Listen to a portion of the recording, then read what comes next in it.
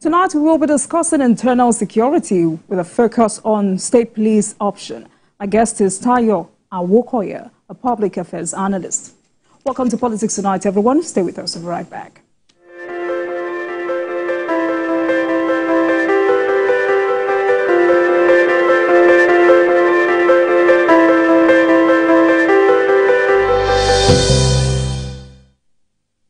Welcome back, everyone. The conversation around the creation of state police is one that has been sustained for many years now. Many Nigerians have called for its creation. And just a few months ago, President Tinubu met with state governors and resolved kicked action to facilitate the process of the creation of state police. So tonight, let's get the perspective of Tayo Awokoya, a public affairs analyst and is also an arts dealer. Good evening to you, sir. Thank you so much for joining us on Politics Tonight. So, modern-day policing in Nigeria, are we getting it right?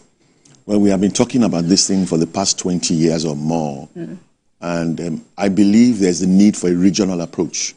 Okay. The governors have too much powers at the moment, so we need to have a regional approach of recruiting, payment, and all of that. What you have at the moment is you have the Inspector General of Police and the Police Service Commission. They have been fighting for the past 2, 3, 4 years with regards to recruitment, and nothing has happened. So you have a population of 200 million, and you just have probably 200,000 or 300,000 policemen. And in the UK, where I live, there are about 34 police units, and it's a population of 61 million. So look at the comparison. But really, what is your idea of a standard police force?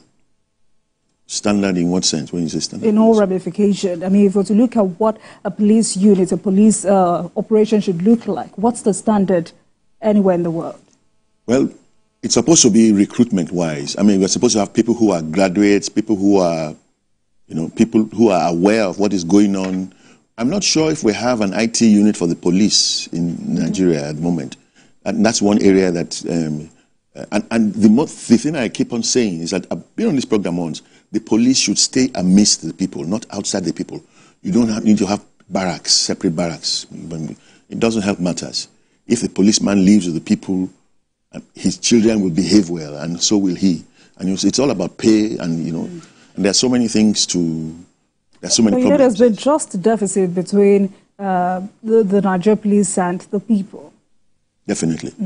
All right. So I mean, the Niger police has existed for over a century, and there've been calls for reforms when it comes to operations, welfare, and employment. What kind of reforms do you think we need at the moment? What we have at the moment is an imperial police force. One inherited from the colonial times. You have policemen who arrest criminals and crooks and come out to display them. Where is that done? That's not done anywhere. You must try a person almost immediately. If you don't try them, send them to where they can be remanded and then tried. Not that you bring them publicly and then you don't hear anything after the display. Nothing happens. So the courts are clogged, the system is clogged, everything is... So do we have what it takes to do that? We have the resources, but we're not managing them right. That's the thing. How do you mean? First of all, I mean, the governors have too much powers. The local, if we want to, we have had democracy for a long time, since 1999. If we want to go to the second stage of it, the local governments need to come to the fore. It's not supposed to be the governors. If you look at what the governors are doing, all the governors, if they're not building flyovers, they're building cargo airports that lead to nowhere. If you want to have a cargo airport, you must have cargo that you want to transport, and somebody needs to put on the lights. We don't have any electricity. We have had no telephone. We have had telephones in the last 20, 30 years or something. Now, is it going to take us another 50 years to get electricity?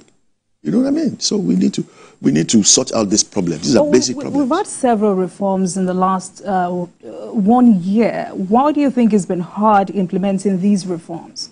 A lot of reforms are at the top. You have maybe 10 or 15 or 20 AIGs and DIGs. You're not talking to the people on the road, the standard inspector, the man who is doing the dirty job. Nobody's. And then if you look at the police today, the mental health issue is creeping up, and everybody's ignoring that. You have to look at all of those things. It's the way the police are looked after that they will look after the people. If they're not looked after, that's it. So all we're just talking. We're not moving. The needle is not moving. And we have a civil service that is bloated, that's not doing anything. So I think that's the reason this conversation around the creation of state police has come up again. I mean, with President Bola Tinubu taking the lead. But really, do you agree with the Senate leader that's Awokoya Bamdele, who recently said recruiting more officers will not solve the various problems we have at the moment. And for him, he says state police is the way to go. So I'm asking, why do we really need state police? Do we really need it? Are we mature? Are we ripe enough? Of course we are ripe enough. We keep on saying, I mean, if you have police in a particular area, you have to first of all have the language. You have to understand the language of that locality. You have to know the terrain. You can't bring somebody from Sokoto to come and govern what's in Lagos or look after. He's going to get lost for the first 20 weeks or more months. You know, so you need people who are, I mean, look at, take for example, what's it called, the Odua, or not the OPC, or not the OPC, the other one, the one in the region. It's looking, there would have been more chaos if it wasn't there at the moment. Yes, Amotekun. There would have been more chaos if it wasn't existent, you know. So is that what we should be looking at? Yes. The idea of Amotekun, civilian JTF and the likes, instead of the creation of state police? No, we definitely need a state police, but it should be regional in approach, in terms of recruitment, in terms of pay, so that no governor will have any powers to do anything. So do you not think, I mean, regional policing is different from state police? It's the same thing. How is the same thing? It's the same thing. I've spoken with former IGP Mike Awokoya on this program, who says state police cannot work. Why can't it work? We have to go back to regional policing. Yes, same thing. I mean, for him, it's not the same thing. State police and regional police are just misnomers. I mean, that's the title. What you want is policing, isn't it? And like I said, if the thing cuts across regions, because the governors have too much powers. They have so much money. Like there's nothing we can do about that. No. How can you say there's nothing you can do? Of course they can do a lot. So what can we do about this? Because, I mean, it's been, for over a century we've been saying the governors are too powerful. What is happening is the governors are cherry-picking the pronouncements of the courts. They are only listening to cases that favor them. They're not listening to cases that favor... Who do we blame for that? No, it's the entire system. It's just like sitting in a bus that's taking you from Ibadan. You get inside the bus from Ibadan to Lagos, and you close, somebody's listening, one of the young people are listening to music, the old people are sleeping. Of course, they are going to end in the ditch if you don't shut out the driver. You need to caution the driver. You get the point? So the people need to be proactive. This is a long battle of bringing the local authority to the fore of your society instead of the local governors. What we can do is reduce the powers of the governors, increase that of the local governments. And when you want to put people in local authority, they must be people who have degrees like ICANN, lawyers, people who will defend their certificates, not people who are Gbero and all that stuff, who, you know, take 20 naira and sell everything, you know, that kind of thing. So, I mean, let's be practical here. When you say we need to reduce the powers of the governor, who will do that? Who should be in charge of doing that? The Constituent Assembly, of course. I mean, the Assembly itself. The National Assembly, where state governors now go to retire? Well, what you have, look at the amendments. I mean, 150 million, if you amortize that, that's at least 30 million plus 50 million. People are earning 50 million, 80 million a year. How can you have a public sector that is earning more than the private sector and you want to bake cake? You can't do anything. You know, we need industry. And the other thing, most annoying thing is discussing, public wages and all that sort of minimum wage publicly. No, you are fueling inflation. And it should be done regionally, sector to sector. The man in Sokoto doesn't need as much as the man in Lagos. And this is not going to happen. No. You just have the unions collecting their own thing and saying, oh, they want to this. It's not going to happen. It's going forward and backward. We're deviated a bit, but NLC is not happy with that approach. Because, I mean, on Sunday, we were talking on journalist hangouts. There was a particular story we handled where state governors are now saying that it's important for them to be in charge of this negotiation of minimum wage. Because, I mean, what Zamfara State receives as FARC from federal government is different from what Lagos State receives. Before I forget, let me say one thing that I noticed that is going on very, very badly. One person I want to point out is Oshiomhole. I think he's bad news to the system. He was a senator, or he's a senator. He was in charge of labor. You have banks that are recruiting people on contract basis only. Your money is not safe. My money is not safe. In any system, after you have spent 18 months or 9 months on the job, you should be permanent. But you have all these banks recruiting people on temporary positions. So that is also part of the problems that the labor is supposed to solving. You cannot give everybody how much they want. If you make the minimum 25 and you don't declare it, Right. And then if people go into the pockets of that state and negotiate the allowances on top of it, we'll get somewhere. Right, so before we move on, we need to be very careful with our utterances. I mean, earlier you made a statement that you cannot make on this platform. Okay. All right, so when you hear IGPs, former IGPs, former AIGs, and the current IGP, Kade Wetokun, say that state police cannot work, what do you think they're afraid of, or what do you think is the major concern? Well, you keep having people of the force wanting to maintain force for themselves alone. How can you do the same thing over 60 years, say 5 years, and get a different result? It's mentalness. You must change. You must do something. You must experiment it. And if you're experimenting, you start adjusting along as we go along. So you think they're afraid of this decentralization of powers? Of course. That's what it's about. Or you think there is something they know that we cannot see? Or like what do they know that everybody else doesn't know? I mean, it's nothing new. If you go to countries like the US, even the universities have their own police, not to talk of the local authority. But can we afford it as a nation? For goodness sake, we have too much money. And they keep on saying states are not viable. The states are not viable because they have minerals under them that they can tap. It's the federal government that is doing it. The population of the federal government is probably 5 million. You have the army, the police, the civil service, and maybe a few other people. That's all. And they have about 52% of the budget, whereas everybody else is looking at 49. So what's so because we're talking about state governors, in the last 1 year, how do you complement or how do you assess the complementary roles state governors are supposed to be playing?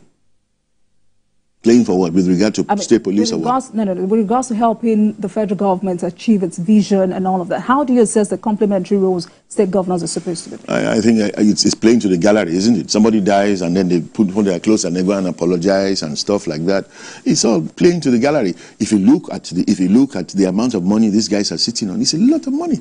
I'll give you a good example. In Lagos State, I mean, another point. Lagos has beautiful speeches, beautiful budgets. There are no toilets. How many toilets can you count in Lagos State, apart from the one at Ojota?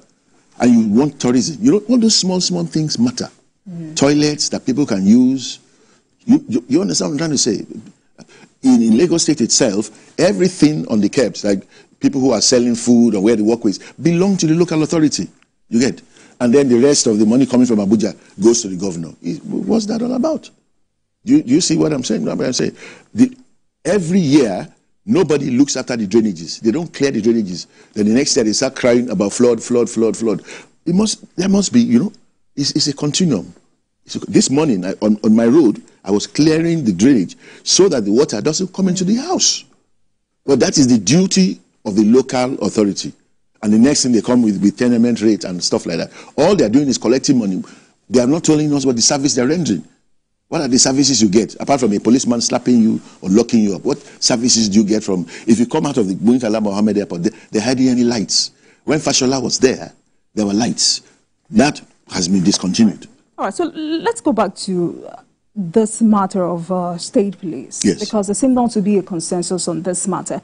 When the president had the discussion with the state governors, 16 state governors have gotten back to the president. 20 state governors are still, we don't hesitating. Know where they stand at the moment. So when people say we're not ripe, what do you think is... But are they putting the people's lives, as priority, or their own pockets, or their own selfish interest? It's about the people, first of all, isn't it? Not about the you get. It's got nothing to do with whether it is right or left. Let us have this thing almost immediately. All right, Mr. Awokoya, let's go to break. And when we come back, we will continue this discussion. You're watching Politics Tonight, everyone. We'll take a break, and I'll be right back. Please stay with us. Back to Politics Tonight, everyone. Tonight, we're discussing internal security with focus on the creation of state police. And my guest tonight is Tayo Awokoya, a public affairs analyst. Mr. Awokoya, thank you so much for staying with us on the program. Thank you for having me. You know, there are fears state police will be abused by state governors. But do you agree with those who have said, that should be the least of our worries? Because there are so many benefits inherent in having state police than this concern of being abused by state governors. Look at what happened, I think today or yesterday in Maiduguri about the bombing. The army will never detect that. It's the police. You need to sort that out. If the police have missed the people, they can pick up information as to what is going on. And the other thing I need to say, which is very, very important about security spending, you are defending people who are hungry. What is all that about? You want to give the people the food, or you want to spend it on just guns, and then the people are hungry and they are dying, walking, you know what I mean? So a few days ago, one of them was talking about the amount of helicopters and planes and all that to find internal security. What's all about? You need to look after the people, and you have to do that through the local authorities. If I have a problem, if I live in Apapa, am I going to solve the problem by going to Ikeja, where the headquarters of Lagos State is, or solve the problem in Apapa itself?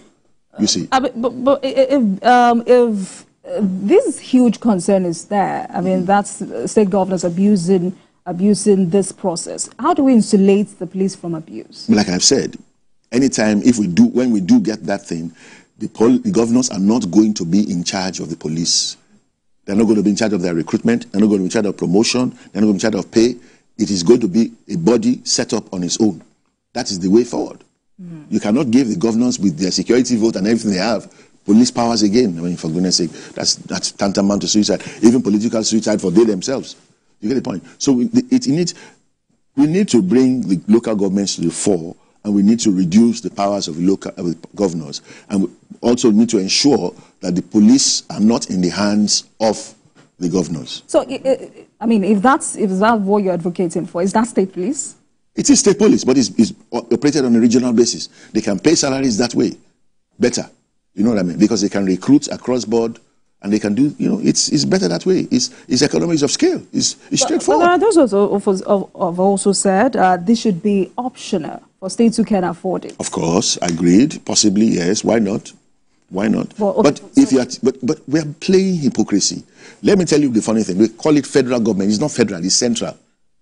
All the money is in the hands of you have the governors. I mean, the federal government giving money to people it likes and stuff like that. There is nothing federal about what we are running at the moment. It's a central government. And until you have the states being able to, take the resources under them and become viable, then we're not, you know what I mean? We're playing, it's a game of hypocrisy. Simple. Straightforward.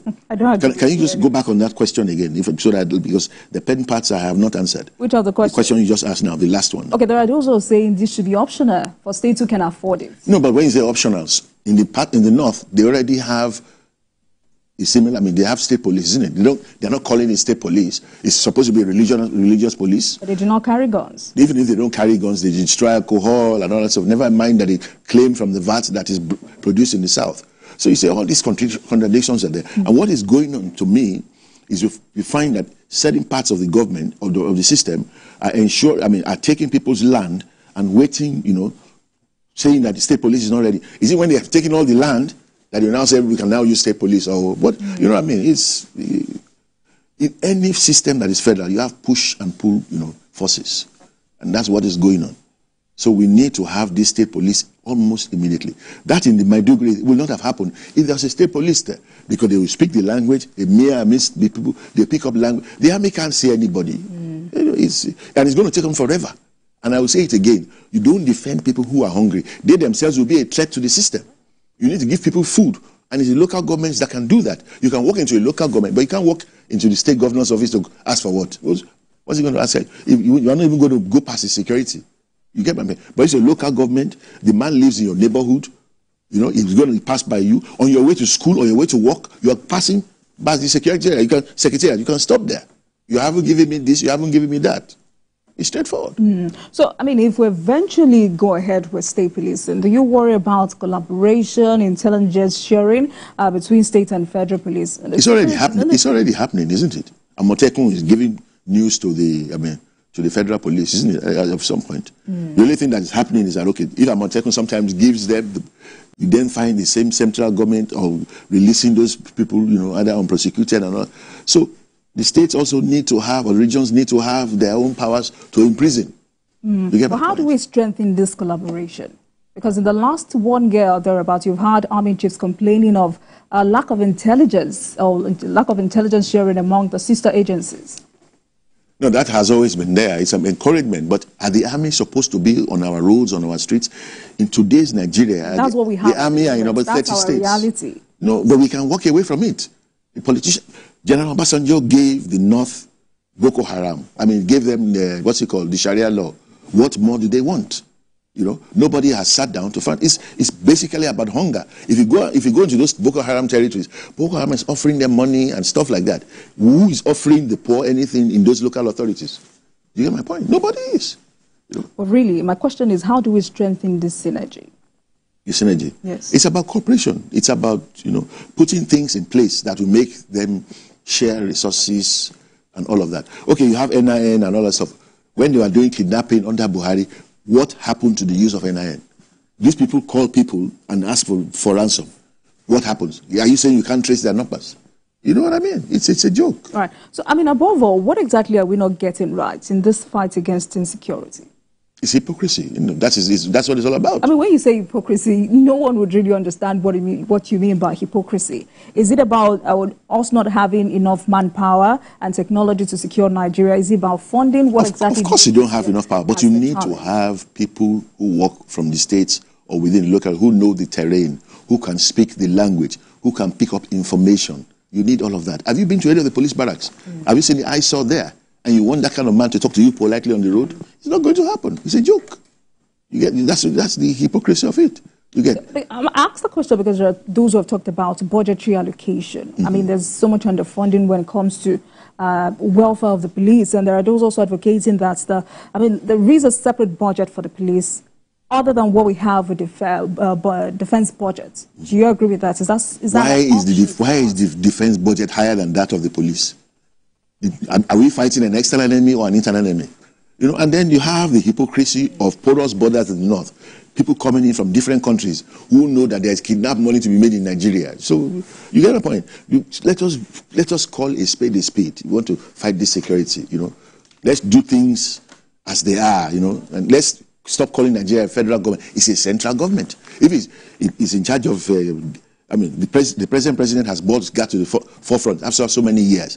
And they're still thinking of, nobody's even generating enough electricity, you know. All those things are there. All right, sadly, we have 30 minutes for this conversation, but I'm sure we'll continue some other time. Thank you so much for joining us tonight. I've been speaking with Tayo Awokoya, a public affairs analyst and an art dealer. Thank you so much for joining us. Thank you for having me.